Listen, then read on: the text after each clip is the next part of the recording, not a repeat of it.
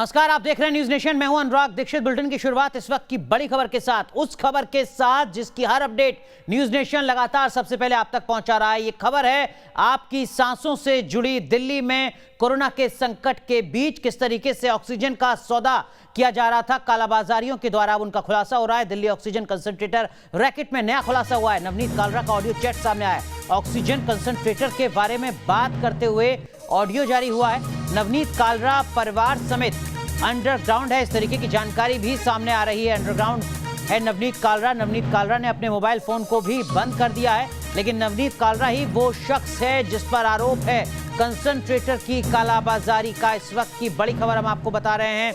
नवनीत कालरा इस वक्त लापता है, मोबाइल बंद है।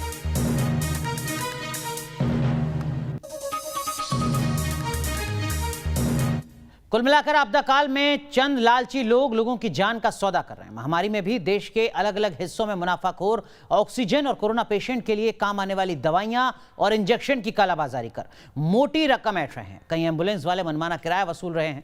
दिल्ली में तो ऑक्सीजन के कालाबाजारों के तार विदेश तक जुड़े हैं। आज भी ऑक्सीजन कंसंट्रेटर रैकेट में नया खुलासा हुआ है। खान चाचा रेस्टोरेंट के मालिक नवनीत कालरा का ऑडियो चैट सामने आया, जिसमें वो ऑक्सीजन कंसंट्रेटर के बारे में बात कर रहे हैं। ये भी हम आपको दिखाएंगे, लेकिन पहले देखिए कैसे देश भर से ऑक्सीजन की कालाबाजारी की खबरें आ रही हैं। एक तरफ देश में विकराल है महामारी और उससे जंग है जारी, तो दूसरी तरफ सांसों की भी हो रही है कालाबाजारी।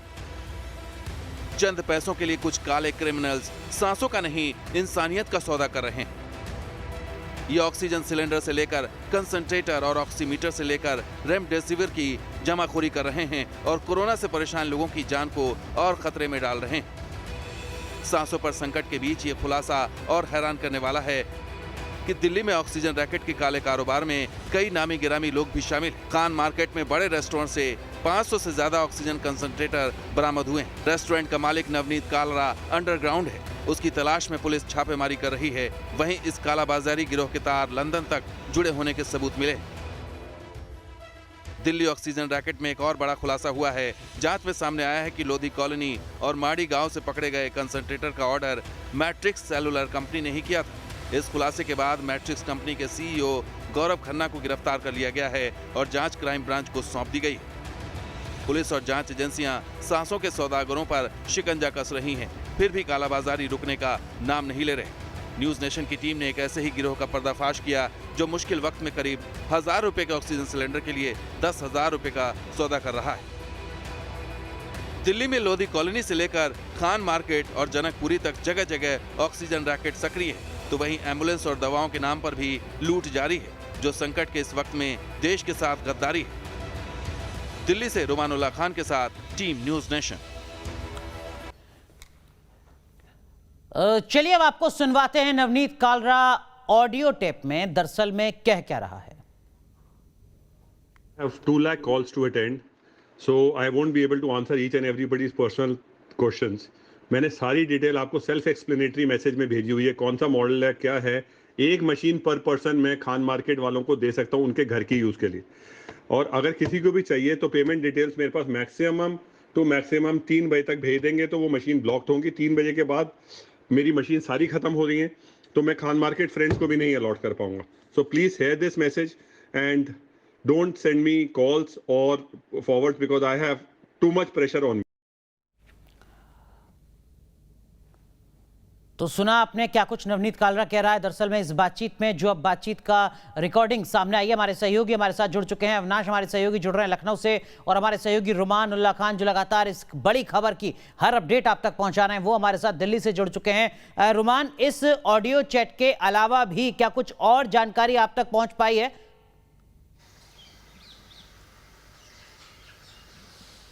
देखिए बिल, इस पूरे मामले की जांच की जा रही है। लोधी कॉलोनी पुलिस से ये मामला अब क्राइम ब्रांच को ट्रांसफर कर दिया गया है, क्योंकि इसके तार कई स्टेट से भी जुड़े हुए ऐसा लगता है, और ये भी लग रहा है कि विदेशों तक भी तार जुड़े हुए हैं, क्योंकि एक बड़ी कंपनी है मैक्सिस सेलुलर, जिसने इन तमाम ऑक्सीजन के कंसंट्रेटर्स को इंपोर्ट कराया था। 650 की तादाद थी और उसको बाकायदा कस्टम ड्यूटी देकर और तमाम बिल्स देकर लेकर आया गया था, लेकिन उसके बाद इसकी जमाखोरी की गई, क्योंकि उनको साफ तौर पर अंदाज़ा था कि अब दिल्ली के अंदर ऑक्सीजन की कितनी किल्लत होने वाली है। जो ये ऑडियो टेप सामने आया है इसकी भी जांच की जा रही है। क्राइम ब्रांच इस ऑडियो टेप की जांच कर रहा है। साथ ही जो हितेश मैनेजर है कालरा का, उनके रेस्टोरेंट का, उसके पास से जो मोबाइल मिला है और जो दूसरे गिरफ्तार आरोपी हैं उनके जो मोबाइल मिले हैं, साथ ही मैक्सिस सेलुलर के सीईओ गिरफ्तार किए गए हैं, उनके जो मोबाइल या लैपटॉप हैं उनकी भी जांच की जा रही है। फॉरेंसिक रिपोर्ट का इंतजार किया जा रहा है ताकि और तमाम कड़ियां जोड़ी जा सकें। लेकिन इस ऑडियो से इतना साफ है कि 524 कंसंट्रेटर जिस समय पुलिस ने बरामद किए उस समय की ये बात है, और उस समय इनके पास इतने कंसंट्रेटर थे, लेकिन ऐसा दिखाने की कोशिश कर रहे थे जैसे शॉर्टेज हो चुकी है ताकि कीमतें बढ़ाई जा सकें, और जिस कीमत पे खरीदा था उससे 3 से 4 गुना तक की कीमत पर ये ऑक्सीजन कंसंट्रेटर लगातार बेच रहे थे। हमारे सहयोगी लाल सिंह फौजदार भी हमारे साथ जुड़ चुके हैं, उनसे भी समझने की कोशिश करेंगे कि कालाबाजारियों के खिलाफ क्या कुछ एक्शन राजस्थान में लिया जा रहा है। लेकिन रुमान, क्या ये जिस कंपनी का आप जिक्र कर रहे हैं संभवतः मैक्सिम सेलुलर, क्या ये मेडिकल इक्विपमेंट्स का ही काम करती है, मेडिकल इक्विपमेंट्स को इंपोर्ट एक्सपोर्ट का काम करती है, या ये कंपनी किसी और मोटिव के साथ रजिस्टर्ड है? क्या कोई भी कंपनी, कोई भी व्यक्ति इतनी बड़ी तादाद में विदेश से मेडिकल इक्विपमेंट को इंपोर्ट कर सकता है? किस तरीके का मैकेनिज्म, किस तरीके की गाइडलाइन? देखिए, बिल्कुल मैट्रिक्स सेलुलर के कई सारे बिजनेस हैं, और इसके जहाँ पर 387 ऑक्सीजन कंसंट्रेटर मिले थे मांडी गांव में खुल्लर फार्म्स में, जो कि दिल्ली में मौजूद है, वो वेयर हाउस भी मैट्रिक्स सेलुलर का ही है। तो सीधे तौर पर मैट्रिक्स सेलुलर का इसमें सामने नाम आया है, जिसके सीईओ को बीती रात गुड़गांव से गिरफ्तार किया गया है। लोधी कॉलोनी पुलिस ने गिरफ्तार किया था। हालांकि इसके बाद अब ये जांच क्राइम ब्रांच को सौंप दी गई है, लिहाजा जो तमाम दस्तावेज हैं वो लोधी कॉलोनी पुलिस अब क्राइम ब्रांच को सौंप चुकी है, और इसकी जाँच बहुत तेजी से आगे की जा रही है। अब ये देखने वाली बात है कि क्या कुछ सामने आता है, क्या कागजात वो सामने सौंपते हैं, क्योंकि मैट्रिक्स सेलुलर की तरफ से भी सफाई आई है जिसमें वो अपने खिलाफ इसको साजिश बता रहे हैं। लेकिन जो सबूत पुलिस के पास है और जिस आधार पर मैट्रिक्स सेलुलर के जो सीईओ है उसको गिरफ्तार किया गया है, उसके लिए पुलिस के पास काफी पुख्ता सबूत हैं और तमाम कड़ियों को जोड़ा जा रहा है। धीरे धीरे पूरी तस्वीर साफ होगी कि आखिर किस तरीके से कस्टम क्लियर कराकर ये इतनी बड़ी तादाद में ऑक्सीजन कंसंट्रेटर भारत में लेकर आए। क्योंकि आप देखिए जो तस्वीरें सामने आती हैं उसमें किसी देश से कहीं से एयरलिफ्ट होकर 100-200 भी कंसंट्रेटर आते हैं, तो वो उस शहर के लिए, उस राज्य के लिए बेहद खुशी भरी खबर होती है, क्योंकि इस समय एक एक सांस कीमती है और लोगों को ऑक्सीजन की बेहद ज्यादा जरूरत है। बिल्कुल, तो अब जांच शुरू हो चुकी है, लेकिन अविनाश, एक तरफ जांच हो रही है, दूसरी तरफ कालाबाजारियों के खिलाफ एक्शन क्या कुछ लिया जा रहा है? क्या इस खबर के बाद कुछ सख्ती दिख रही है अब अलग अलग राज्यों में? उत्तर प्रदेश में क्या कुछ तैयारी यूपी पुलिस की?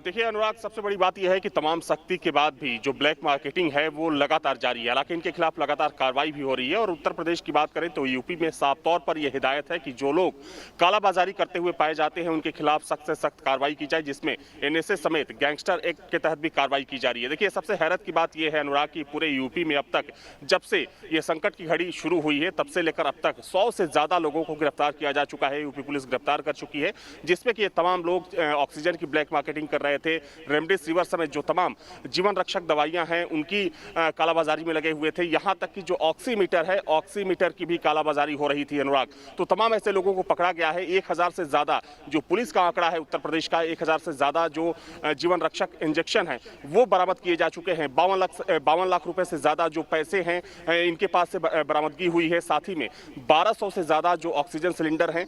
तो ये दर्शाता है कि इस आपदा की घड़ी में भी अनुराग तमाम ऐसे लोग हैं जो अपना हित साधना चाह रहे हैं और ऐसे कामों में लिप्त हैं। हालांकि इनके खिलाफ लगातार कार्रवाई हो रही है। यूपी एसटीएफ को इनके पीछे लगाया गया है। जिन जिन जिलों से ऐसी खबरें आ रही है और खासतौर पर जो यूपी के बड़े शहर हैं वहां पर यूपी एसटीएफ समेत जो यूपी पुलिस की टीमें हैं उनको सक्रिय कर दिया गया है। क्योंकि देखिए अनुराग, सबसे बड़ी बात यह है कि मुख्यमंत्री स्तर से यह साफ तौर पर निर्देशित किया गया है कि ऐसे लोगों को बिल्कुल भी ना बख्शा जाए। और लखनऊ की बात करें तो लखनऊ में ऐसे अब तक दर्जनों लोगों को पुलिस गिरफ्तार कर चुकी है। तो कहीं ना कहीं अनुराग ये बात देखने को मिल रही है कि सख्ती तो की जा रही है, लेकिन जो ब्लैक मार्केटियर हैं वो खुलेआम इस चीज को अंजाम दे रहे हैं। और जहां तक सवाल यूपी का है तो यूपी के तमाम जो बड़े शहर हैं वहां से अब तक ऐसे लोगों की गिरफ्तारी हो चुकी है जो कि इस ब्लैक मार्केटिंग के धंधे में लिप्त थे। अनुराग, बिल्कुल, लेकिन जो दायरा है वो बहुत बड़ा है। 100 गिरफ्तारियां यूपी में हुई हैं, लेकिन लगातार कालाबाजारी की खबरें भी लगातार सामने आ रही हैं, जैसा कि हमारे सहयोगी अविनाश भी बता रहे हैं। बहुत बहुत शुक्रिया अविनाश आपका जुड़ने के लिए। लाल सिंह फौजदार का रुख करते हैं, जयपुर से हमारे सहयोगी जुड़ रहे हैं। लाल सिंह, कल भी हमने देखा था किस तरीके से कालाबाजारी का संज्ञान लिया गया था, क्या कुछ एक्शन भी लिया जा रहा है?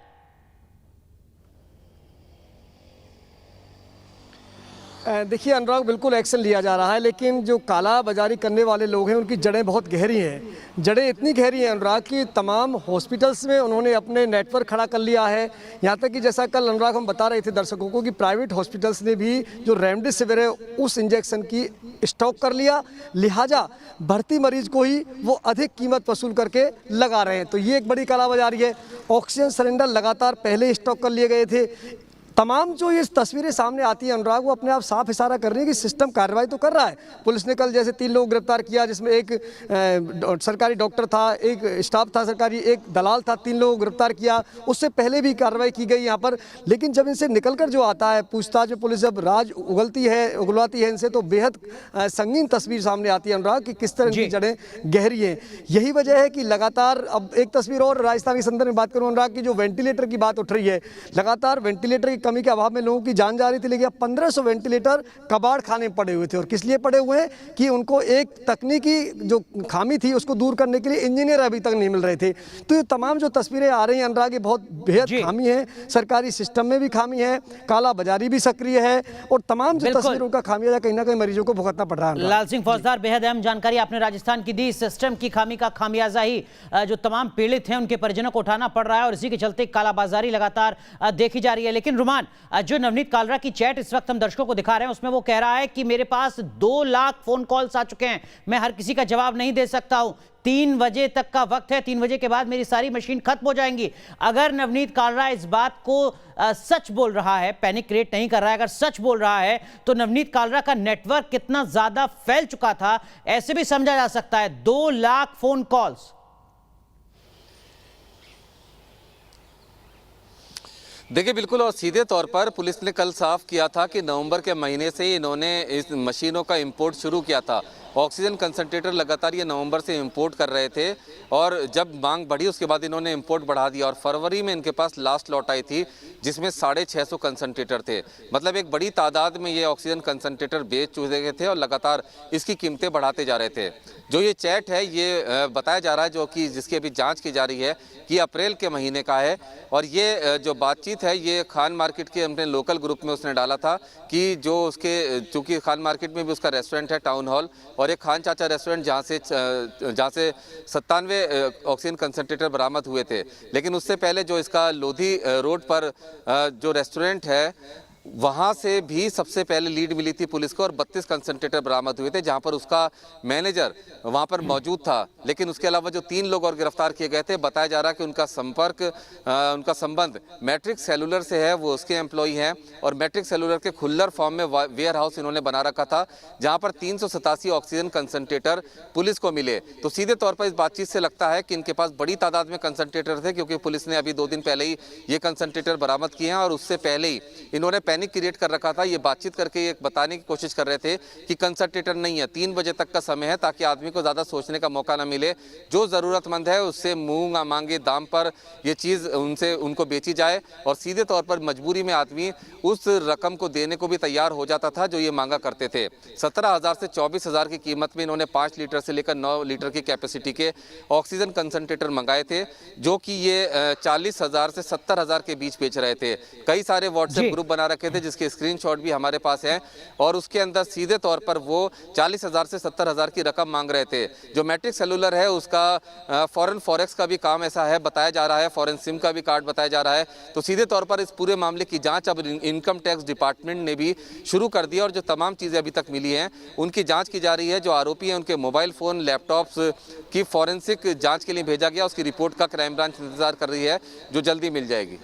रुमान, क्या नवनीत कालरा के अलावा कुछ और भी इस तरीके के रैकेट हैं जो लगातार दिल्ली एनसीआर में एक्टिव रहे हैं? ऑक्सीजन कंसंट्रेटर के रेफरेंस में ही नहीं, बाकी उन तमाम जरूरी मेडिकल इक्विपमेंट्स और दवाई के लिए जिनकी जरूरत रही कोरोना के संकट के दरमियान।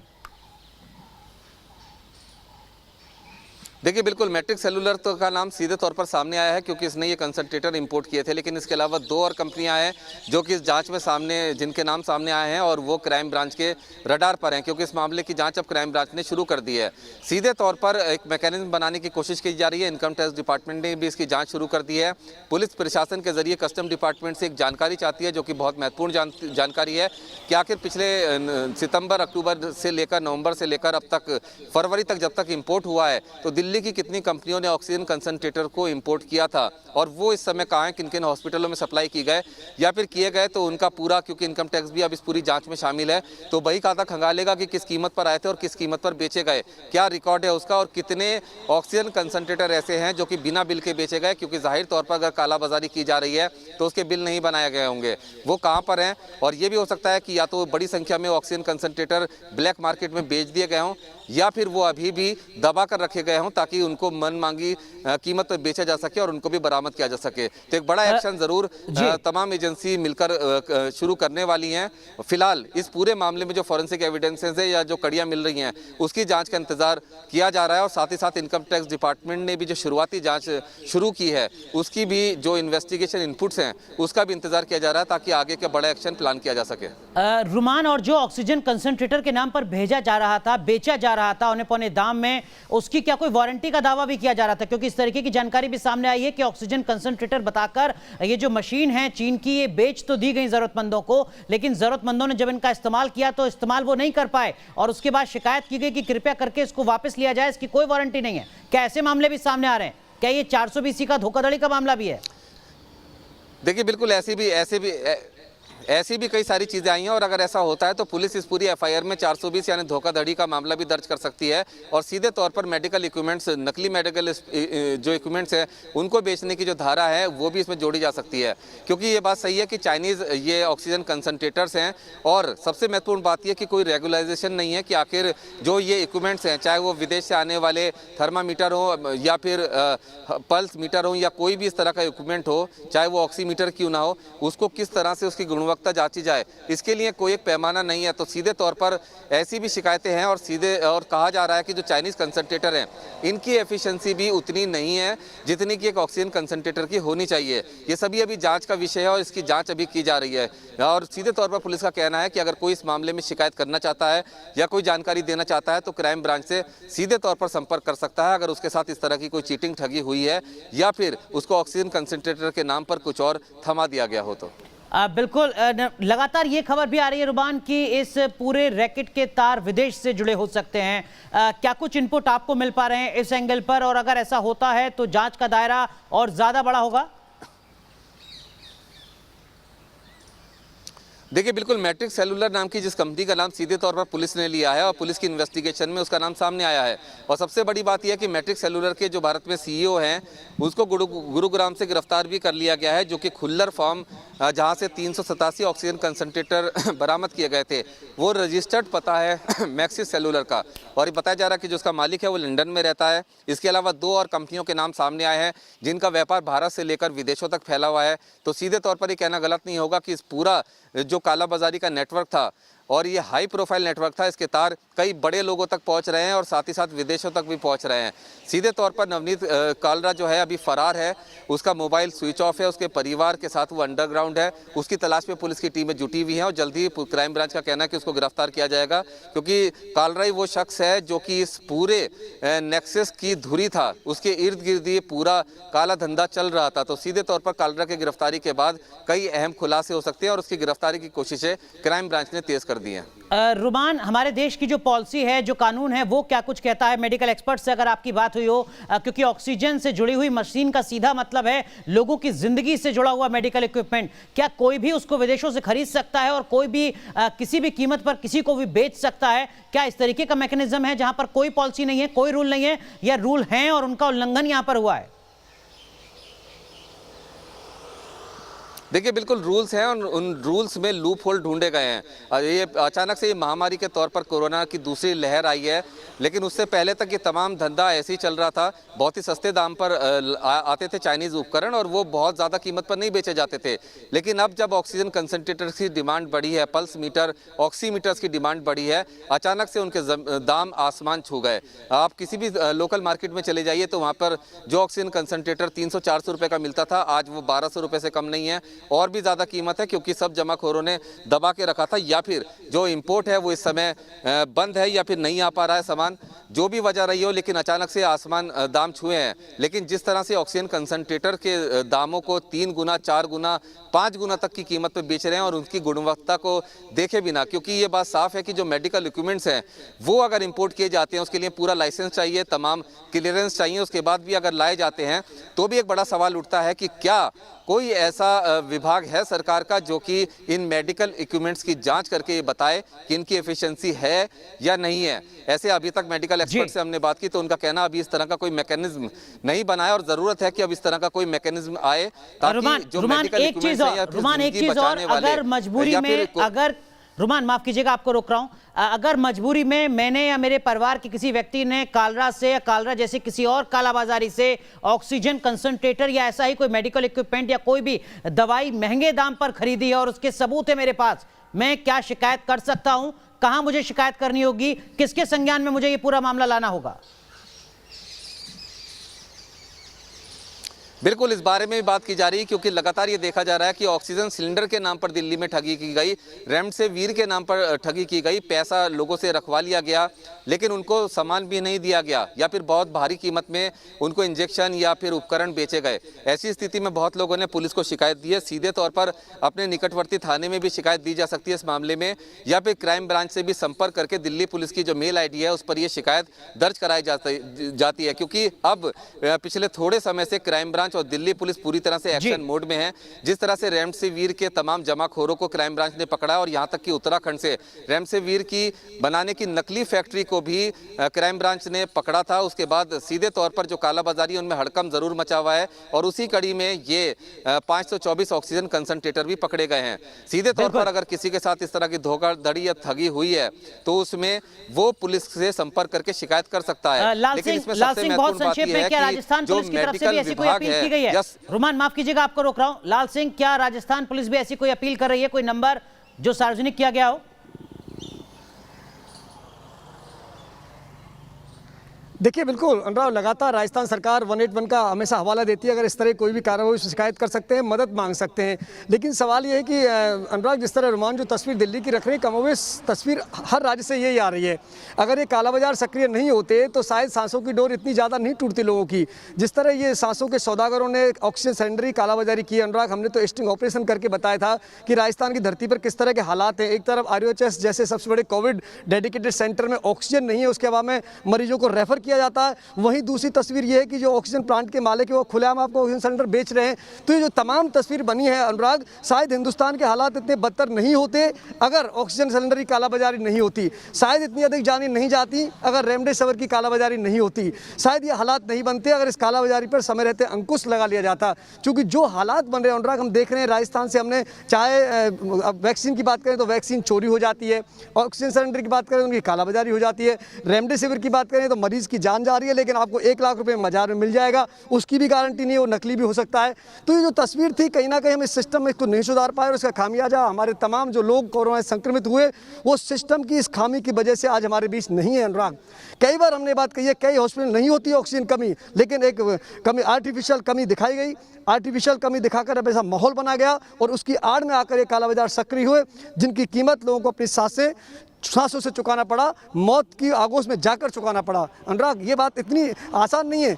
ध्यान इस बात पर दिया गया कि ऑक्सीजन कमी है, तमाम चीज़ें होती रही, तमाम बातें हो रही, मीडिया इन मुद्दों को उठाता रहा, लेकिन इन्हीं सभी चीज़ों का फायदा उठा के एक ऐसा वर्ग सक्रिय हुआ, लेकिन अब जिसने एक उम्मीद जरूर बंधी है लाल सिंह फौजदार, दिल्ली पुलिस की तरफ से जो एक्शन लिया गया है, उम्मीद की जानी चाहिए कि आने वाले वक्त में कुछ स्थितियां बेहतर होंगी। रुमान, कुछ अपडेट है क्या आपके पास? कुछ कहना चाह रहे हैं क्या आप?